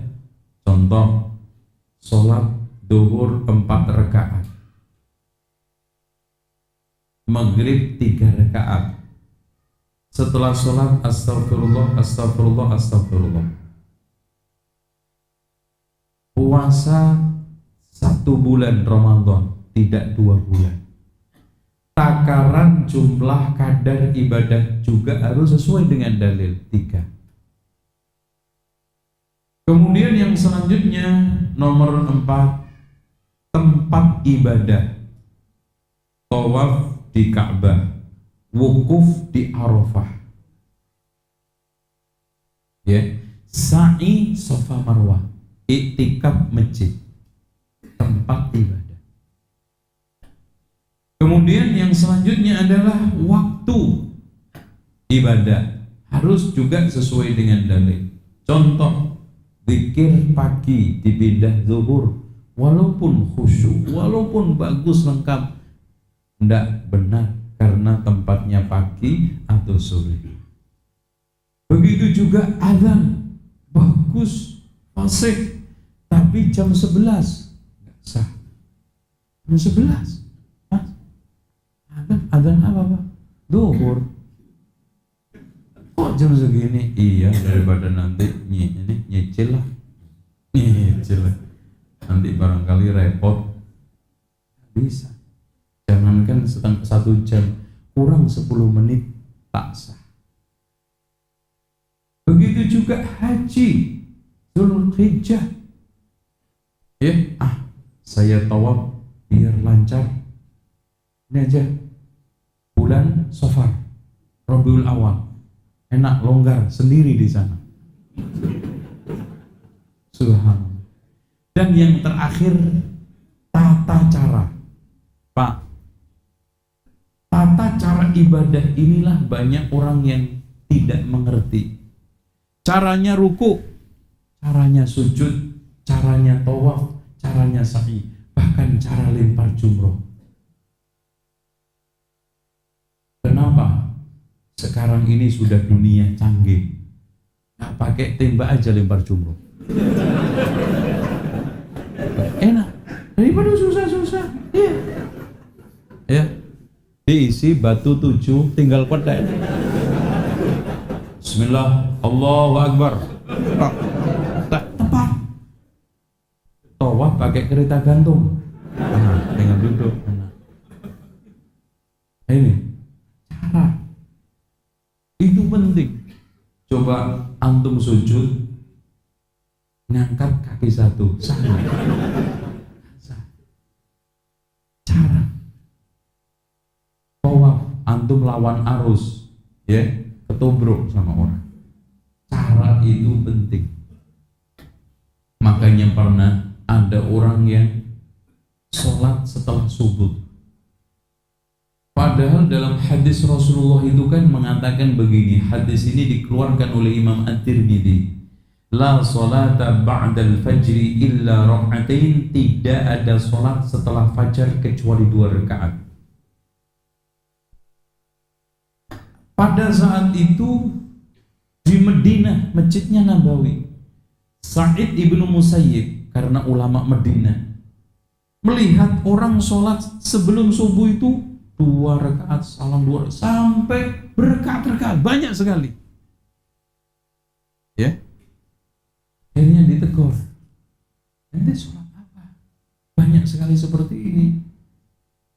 Bukankah Rasulullah mengatakan tidak ada sholat setelah fajar kecuali 2 rakaat? Orang tersebut nampaknya tersinggung, langsung mengatakan dengan keras, wahai imam, apa gara-gara sholat Allah akan memasukkan saya ke neraka? Itu. Apakah Allah akan memasukkan saya ke neraka gara-gara sholat? Dijawab dengan lembut, bijak dan tegas, wahai fulan, betul, Allah tidak akan memasukkan kamu ke neraka gara-gara sholat, tapi bisa saja memasukkan kamu ke neraka gara-gara menyelisihi cara Rasulullah dalam masalah sholat. Nah, menyelisihi cara, termasuk zikir, termasuk berdoa, termasuk macam-macam. Nah, kesubstansi masalah zikir itu ada 2. Zikir mutlak, bebas di mana aja, seperti istighfar mana aja. Bahkan pada hari kemarin kita jelaskan, perbanyaklah istighfar di jalan-jalan, di ini, subhanallah, alhamdulillah, wala ilah. Juga mutlak, silahkan kapan aja. Zikir mutlak ini silahkan kapan aja, di mana aja, kecuali 2 tempat. Ketika saat buang hajat di toilet, paham ya Pak? Yang kedua, ketika berhubungan suami istri, paham? Itu nggak boleh zikir. Subhanallah, subhanallah, nggak boleh. Astagfirullah, astagfirullah, nggak boleh. Ya. Begitu juga di toilet. Astagfirullah, astagfirullah, subhanallah, nggak boleh. Makanya dari sini kenapa tak boleh menggunakan ringtone untuk HP dengan Al-Quran. Fatwa dikeluarkan oleh ulama Mesir dan juga ulama Saudi, ulama hampir seluruh dunia. Alasannya satu, namanya HP kadang dibawa masuk ke mana? Toilet. HP-nya di saku, udah gitu sudah lodok, diambil susah. HP-nya lah, subhanallah, Al-Qari'ah tuntas. Al-Qari'atu man, ini ada orang ngaji di toilet. Subhanallah. Berdiri repot, udah proses, sedang berjalan. Kan? Ayo. Dosa enggak kira-kira? Yang kedua Pak, namanya orang terima telepon, nggak mungkin nunggu surat sampai tuntas. Saya tunggu inna a'tayna sampai selesai. Inna a'tainakal kautsar fasholli li rabbika wanhar inna syani'aka huwal abtar. Sampai selesai baru ya sedang putus. Rata-rata dia langsung pencet halo, apa? Kira-kira memutus Al-Quran tidak pada tempatnya dosa enggak? Dosa dan salah. Sabbihis, halo,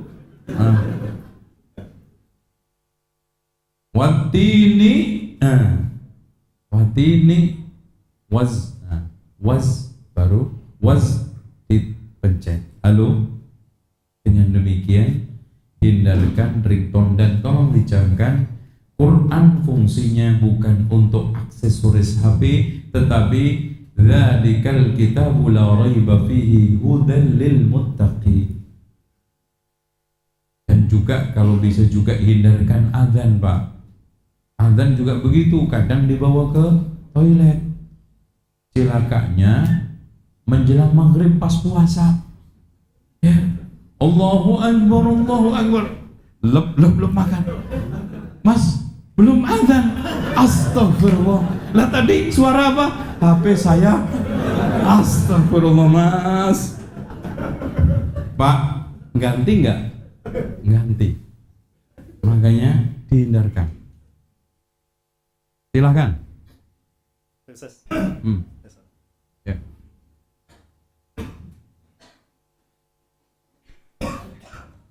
Alhamdulillah. Di sini ada beberapa soalan atau pertanyaan.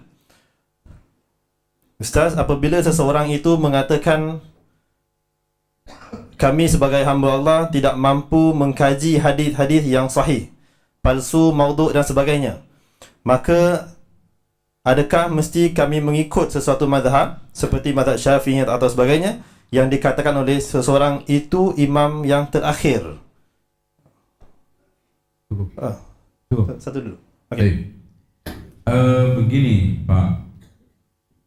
Orang tadi saya katakan alim sama ami atau awam. Kewajiban orang awam adalah bertanya. Kalau ada ulama langsung, kalau tidak berarti di sini penjelasan membaca buku. Memang betul orang itu ada tingkatan tengah-tengah antara alim dengan ami, yaitu thalibul ilmi.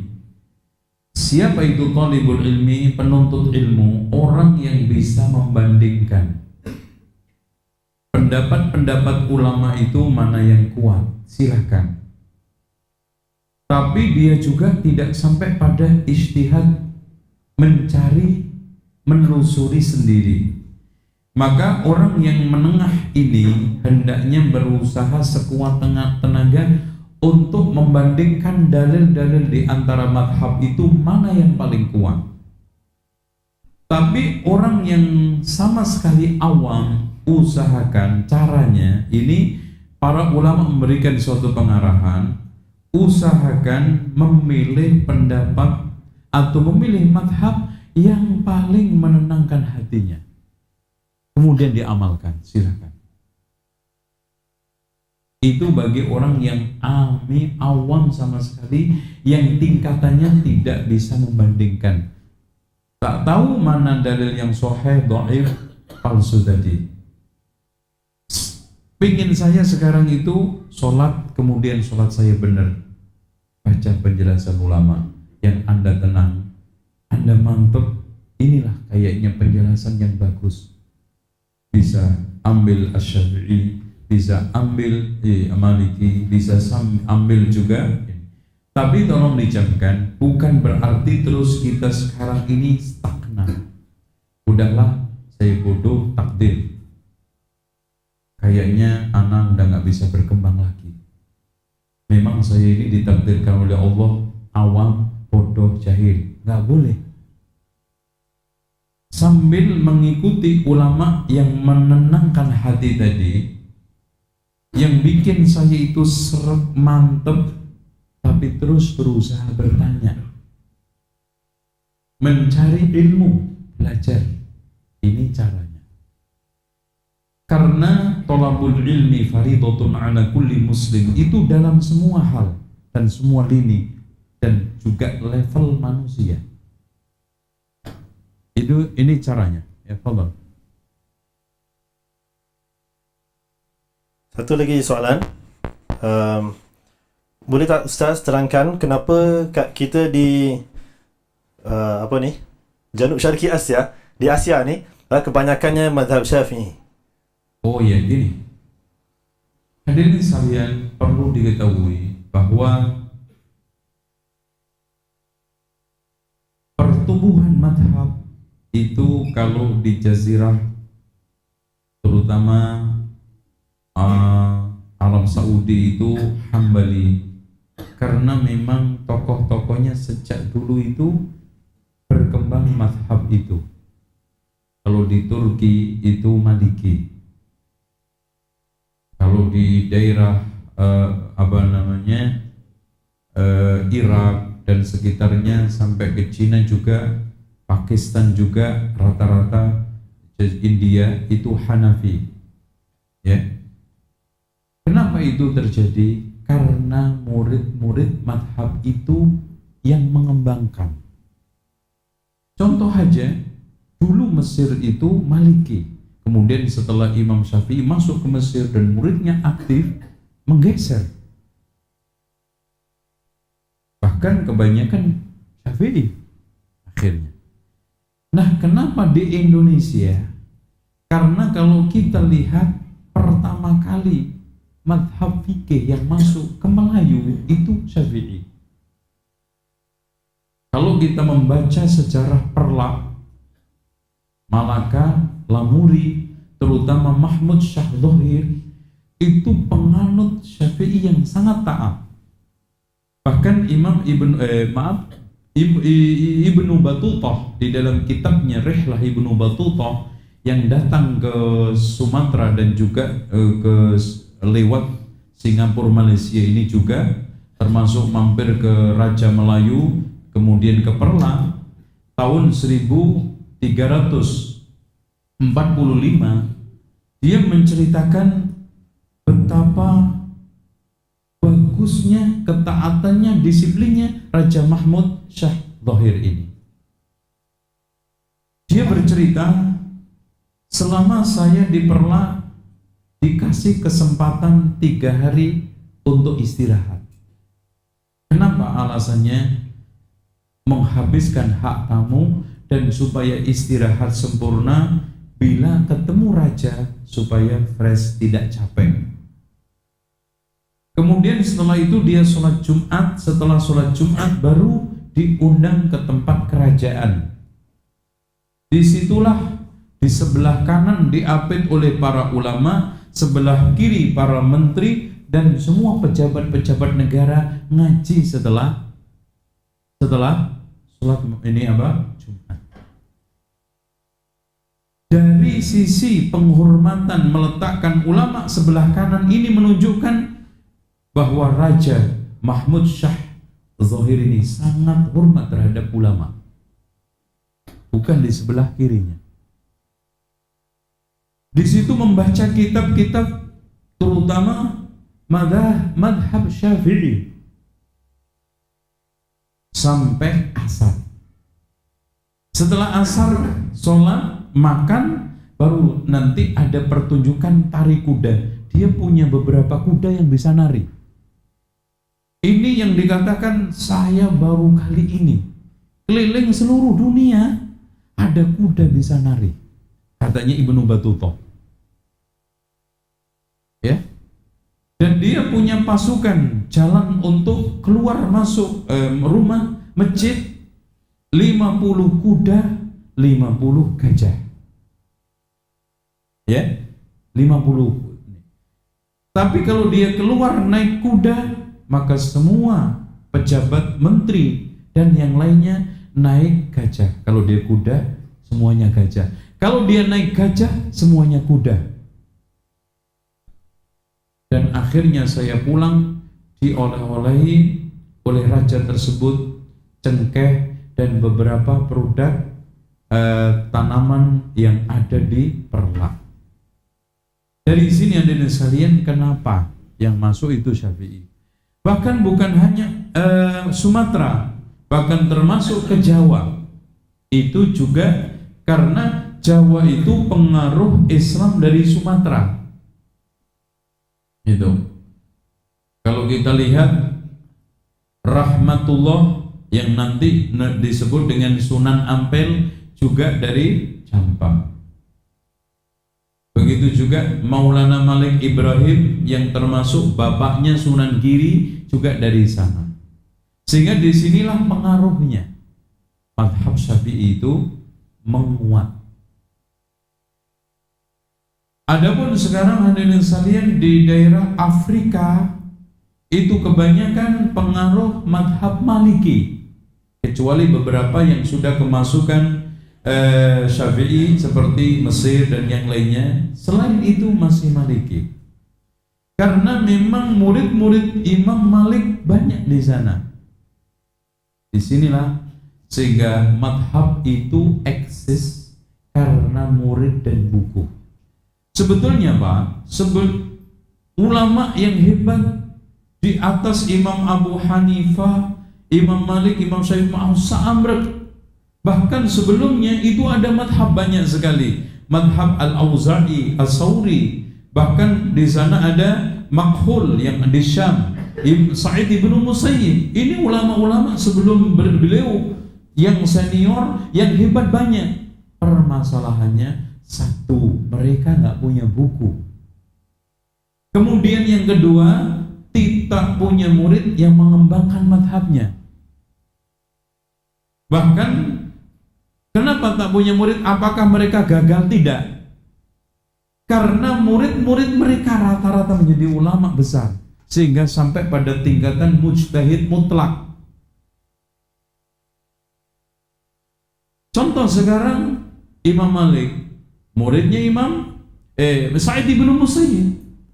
Setelah menjadi mujtahid mutlak, tidak lagi menurut guru saya Imam Sa'id ibn Musayyib, tidak. Karena dia sudah ijtihad dan sudah sampai pada tingkatan itu, sehingga dia sekarang ini mandiri.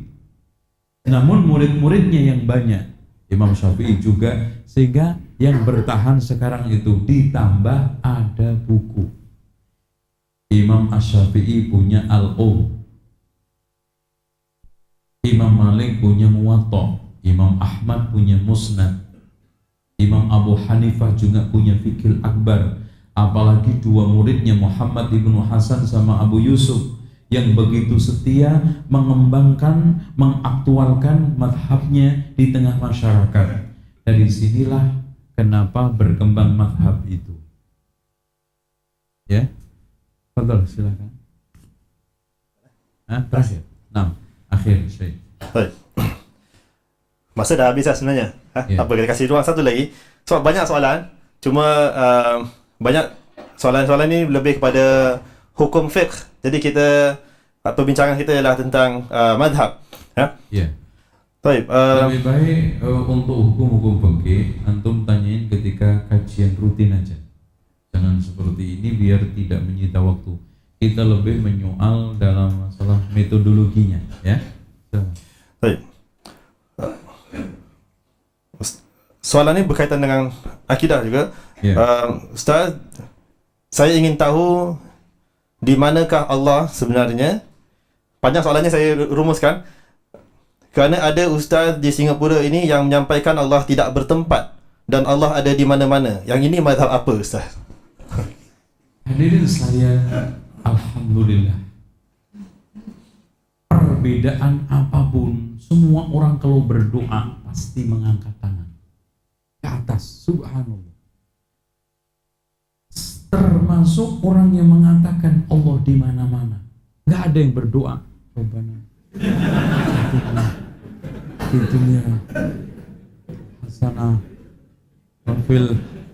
Ada Pak. Kalau di mana-mana berarti Allah bisa aja di sini, bisa di sini. Rabbana Atina, ya. Semuanya begini. Dan ketika Bapak berdoa itu minta kepada siapa? Allah.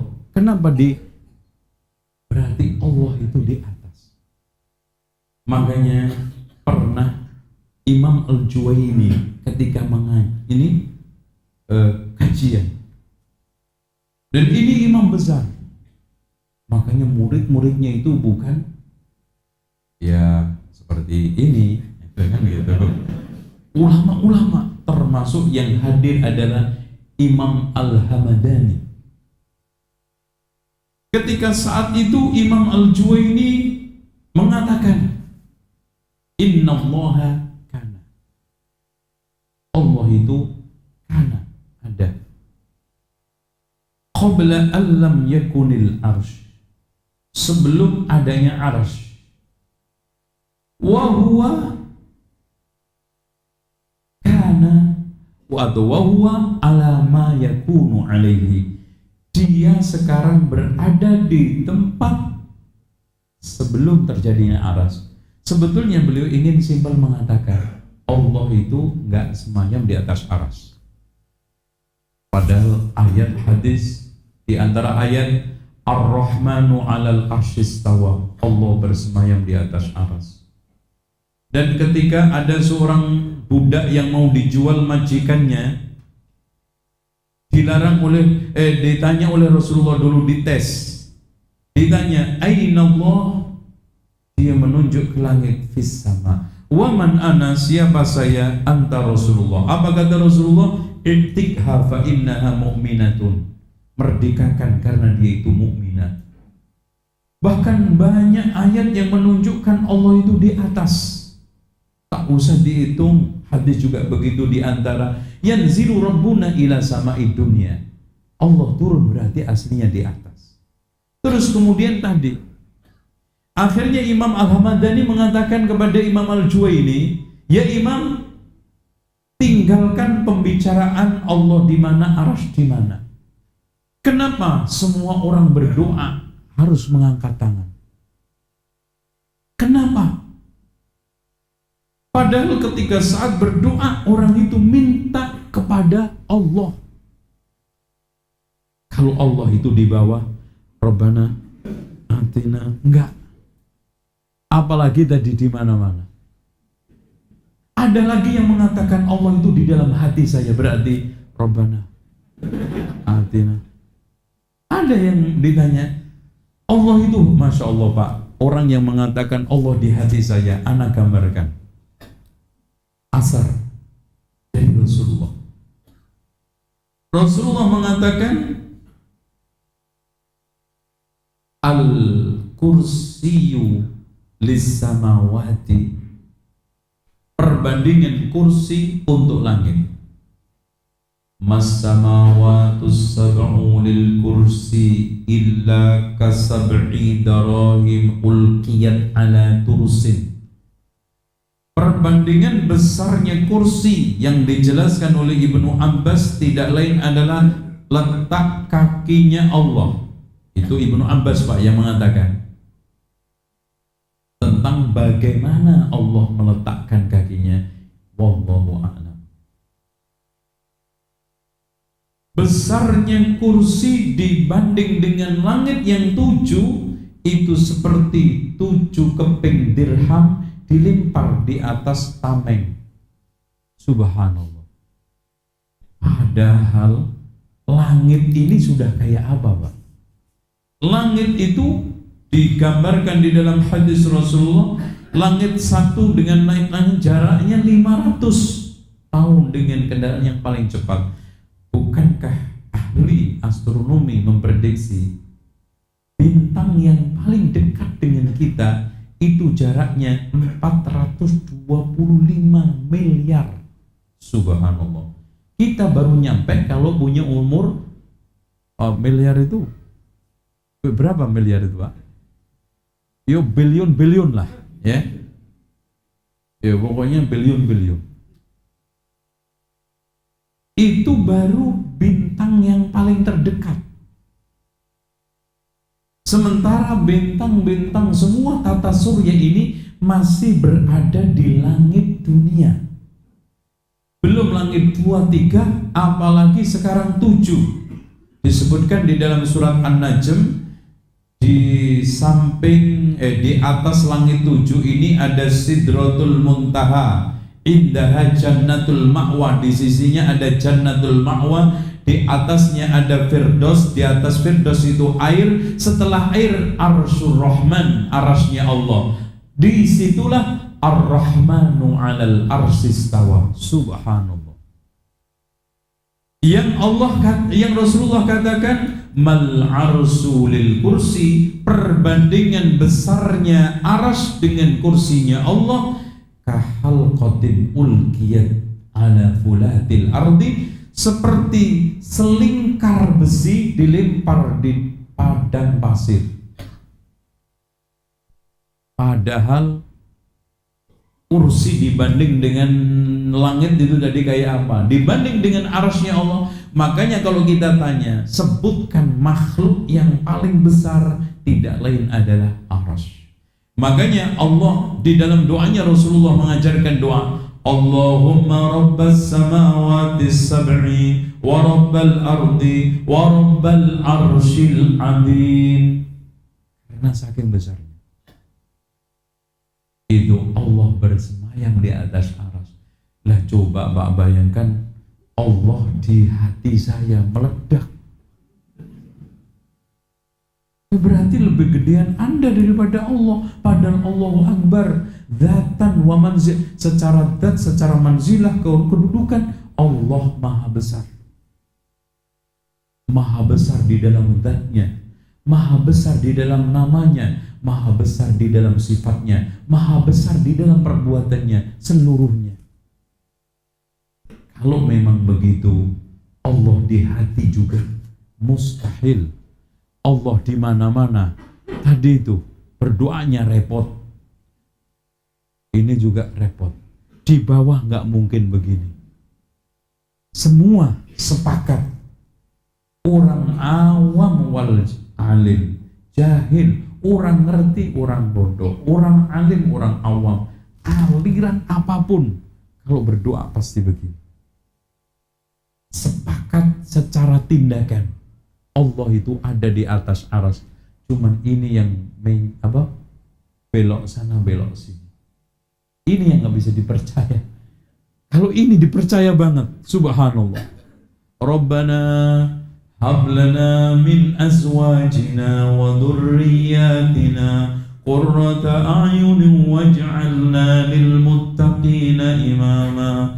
Rabbana ighfir lana wa li ikhwanina alladhina sabaquna bil iman wa la taj'al fi qulubina ghillan lil ladzina amanu rabbana innaka raufur rahim. Bahkan Rasulullah Pak ketika dimintai orang Badui suruh berdoa istisqa juga mengangkat sampai kelihatan ketiaknya. Kadang-kadang berisyarah, ya Allah begini, berarti turunkan. Ini menunjukkan bahwa Allah itu di atas. Cuman bagaimana, jangan coba-coba. Bagaimana semayamnya Allah? Sama Pak, bagaimana wajahnya Allah? Gak boleh kita tanya. Bagaimana pendengaran Allah? Sama. Allah mendengar nggak Pak? Bagaimana cara mendengarnya Allah? Tahu? Nggak ada yang jelas laisa kamitslihi syai'un wa huwas samiul basir. Tidak ada yang menyamai. Walam yakul lahu kufuwan ahad. Allah mendengar, tapi pendengarannya tidak seperti kita. Allah Maha melihat, penglihatannya Allah tidak seperti kita. Allah juga semayam, cara semayamnya juga tidak seperti kita. Allah turun ke langit dunia, turunnya juga tidak seperti kita. Dan seterusnya antum kembangkan sendiri. Dengan demikian iman kita seperti imannya budak tadi, cukup Allah di mana? Siapa saya? Rasulullah. Apa kata Rasulullah? I'tikha, wahai Muawiyah bin Hakam, majikannya, merdekakan dia karena dia mukminah. Berarti lulus dari ujian keimanan karena pengakuan Allah itu di atas. Itu Pak ya. Mudah-mudahan bisa dipahami. Dan mudah-mudahan antum jangan nirukan doa saya tadi yang begini-begini. Ya. Cukup demikian saja saya akhiri dengan permohonan, permintaan bahwa Islam ini agama dialogis. Apapun perbedaan, tidak ada yang tidak bisa didialogkan. Kita biasa komunikasi. Lihat Pak, sehebat apapun penentangan umat kepada nabinya, Nabi tetap ngeladenin dengan argumentatif, ilmiah dialogis. Dan tadi di awal dan saya tutup dengan Allah tidak mungkin menurunkan agama ini untuk permusuhan. Titik temunya, mari kita dialog, berbicara, komunikasi, insya Allah ketemu. Kita tanggalkan berbagai macam ego, keinginan untuk menang-menangan, apalagi ta'assub, membabi buta taklid. Inilah penyakit umat. Sampai kapanpun ila yaumil qiyamah, kalau begini caranya, umat akan dirundung perpecahan yang tidak ada kesudahannya.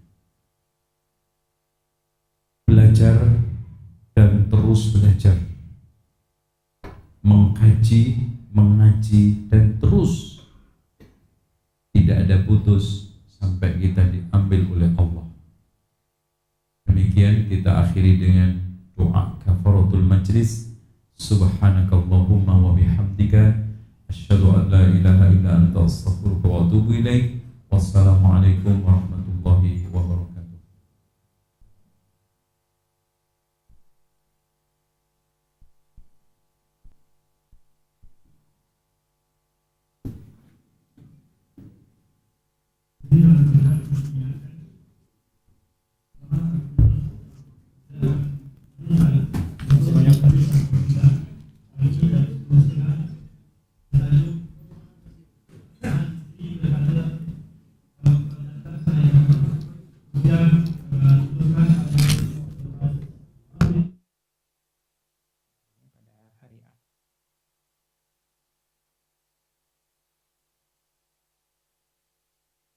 pada pukul 9:30